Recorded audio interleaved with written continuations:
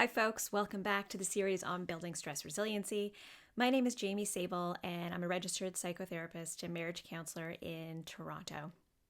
Today, we're taking a deeper dive into relationships and relationship counseling and issues that are arising within the times of COVID and everything that's happening in the world right now. Relationships are being certainly strained, and I want to talk about how to kind of work through that. Last time we talked about tools for attention. Hopefully, you put that into practice this week and it was a success. If not, reach out and I'll work with you on that particular piece. What I want to do today is I just want to spend a few minutes talking about the particular concept of listening. So in that 20 minutes of undivided attention, your partner says, I'd like to share with you what's happening in my day, or I'd like to share, a problem. And what I hear a lot with couples is I'm getting the sense of disconnection because my partner is going into sort of problem solving mode. So, you hear an issue, you care about your partner, you love your partner, you don't want your partner to be struggling or upset. And so you want to take that information, find a solution, and fix it. It makes sense. That totally makes sense, except that that's not the particular solution that we need in this particular situation. So your partner, you have to be mindful of the fact that your partner solves problems and works through problems in a different way than you do. And so typically, what I'll do with my partner is, I'll present a situation. I say, I want to talk to you about this. And he says, great. Do you want me to do the solution? Do you want me to help you come up with a solution? Or do you want me to do the LOVE strategy? And I want to talk to you about that LOVE strategy because sometimes we do want a solution, right?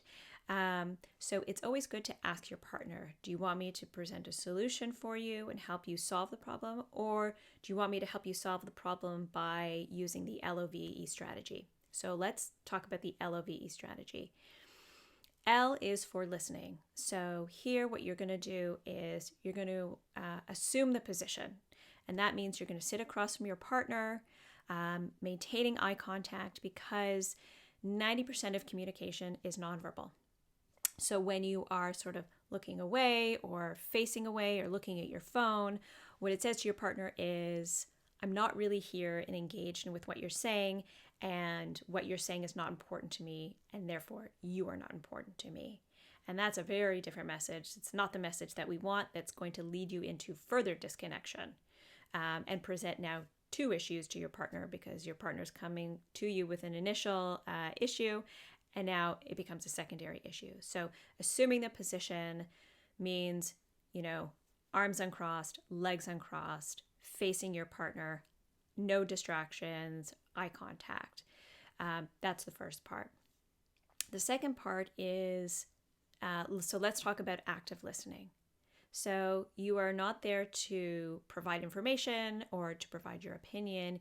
All you're doing is basically using yourself as a platform and a sounding board.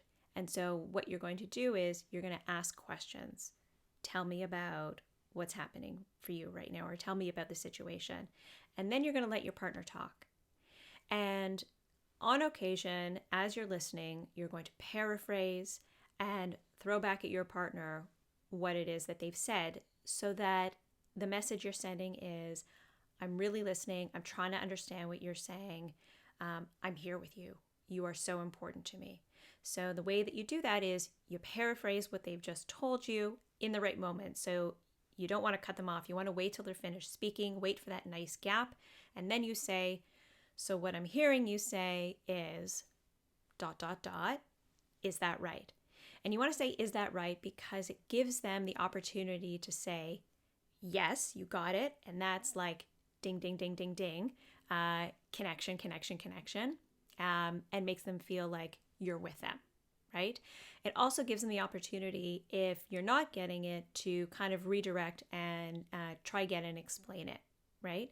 So again, the paraphrasing, what I'm hearing you say is ... Summarize, paraphrase, is that right? Along the way, as they're speaking, you want to make sure that you're not completely silent for 5 minutes straight. You want to put in the proper at the right time. Again, you don't want to do it when they're still speaking, because actually that sends the opposite message, which is get there faster. I'm not interested. You're taking too long. Hurry up, which really sends the message of like, I'm not here with you, right? And that feels really bad. So make sure that you're putting in the right and ahas at the right moments. Wait for those gaps, right? When your partner is speaking. The O is open. Be open to what they're telling you. Save your opinions. Again, we're not interested in the opinions right now. You could always later go back after you've resolved that at another time and say, hey, I was thinking about that conversation we had, and I had some thoughts about it. I wondered if it would be okay if I shared that with you, right? Always asking for the permission is a great disarming tactic that makes the other person more open. Okay, so be open to what they're telling you.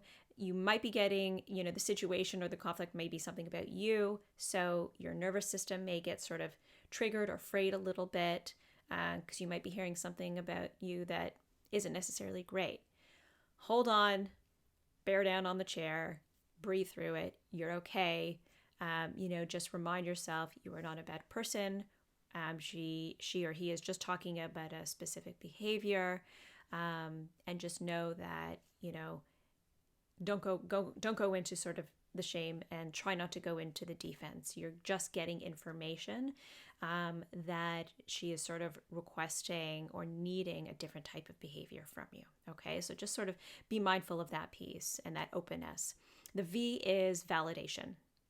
So this is where you're going to communicate that his or her thoughts and feelings are the right ones, right? That, she's feeling angry because, she's asked you 5 times to take out the garbage. You haven't.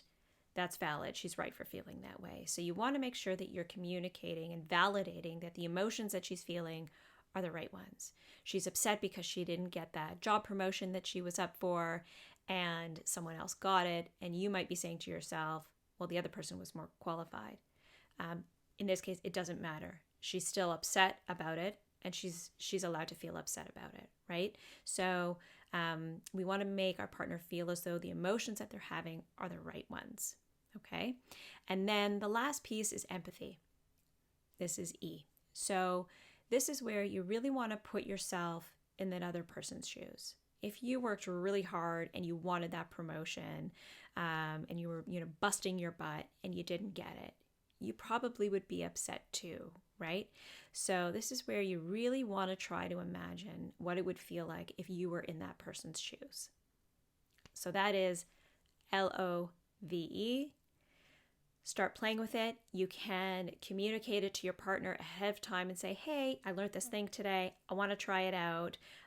It's going to be awkward. It's going to be weird. Of course it is, because this isn't something that you've learned before, you've tried before.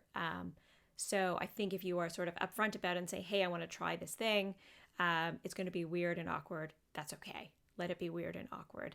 The more that you practice it, you'll get better at it. Okay? So LOVE, listening, openness, validation, empathy, and don't forget to assume the position. Okay? Next time, we're going to talk about how to provide an authentic apology when you have hurt your partner or injured your partner in some way. Until then, stay safe, stay healthy, stay kind.